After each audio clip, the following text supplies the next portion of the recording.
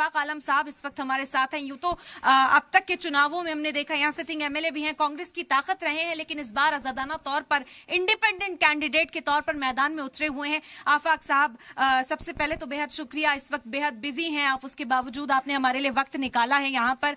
हम आपसे जानना चाहेंगे, कांग्रेस के साथ आपने चुनाव लड़ा, काम किया, खूब पार्टी में ताउन दिया, लेकिन इस बार आजादाना तौर पर आप मैदान में उतरे हैं। क्या चुनौतियां आपको नजर आ रही हैं या ये सफर आपको कैसा लग रहा है और किन मुद्दों के साथ इस बार आप मैदान में उतरे हुए हैं? देखिए, कांग्रेस पार्टी का कोई जनाधार यहाँ नहीं था। जब कांग्रेस पार्टी हमारे जनाधार को देखा तो खुद ब खुद बुला के हमको टिकट दिया है।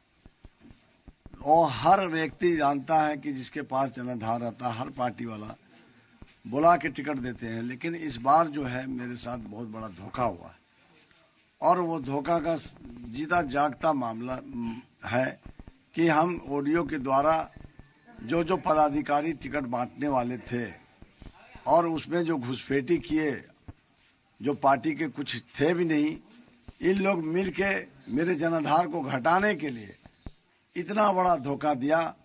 जनता जो है मर्माहित हो गया, और जनता का पुकार हुआ हमको कि आइए, हम लोग पहली बार भी बनाए थे आपको, जिस वक्त समाजवादी पार्टी का कोई जनाधार यहाँ नहीं था, उस वक्त भी भारी मत से हम जीते थे। और अभी भी हम लोगों के बीच हैं। लोगों का जो सुझाव आया है कि नहीं, आप मैदान में रहिए, ऐसे लोग नहीं हैं यहाँ जो ईमानदारी के साथ काम करेंगे। बेईमानों के बीच में हम नहीं हैं, हम ईमानदार लोग हैं। मेरा एक ही जनाधार है, पूंजी है, लोग हमारे साथ हैं, और लोगों का हम काम विकास जो चाहिए लोगों को, हम विपक्ष में रह के आज़ादी के बाद बहुत सारा काम रुका हुआ था, पुल पुलिया, रोड, सड़क, बिजली, ये नहीं था। हम सरकार में आवाज़ उठाते थे सदन में, और वहाँ से काम लाके लोगों के बीच में आज काम झलक रहा है, लोगों के नज़र में है, सारे लोग जान रहे हैं।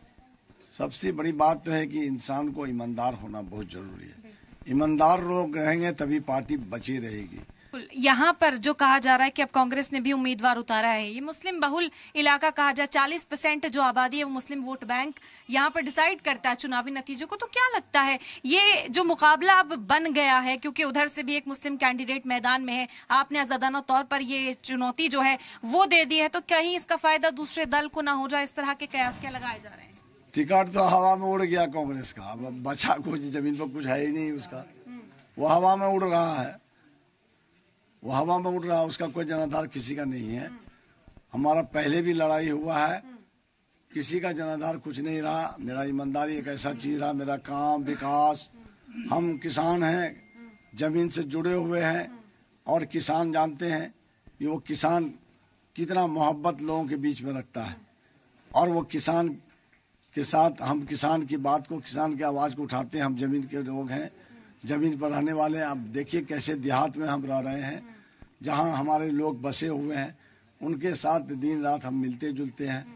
जितना भी दुख दर्द होता है उसके साथ हम शामिल होते हैं। ऐसा कोई जनाधार किसी पार्टी का नहीं रहा, खत्म। तो यहाँ पर चुनौती मान रहे हैं कि आप एनडीए उम्मीदवार को या कांग्रेस, क्योंकि आप कह रहे हैं कि नाराजगी जाहिर तौर पर हम देख सकते हैं, लेकिन चुनौती फिर किसे देख रहे हैं आप अपने सामने? चुनौती कहाँ किसी से है आपको? ना, नहीं, पूरी उम्मीद है।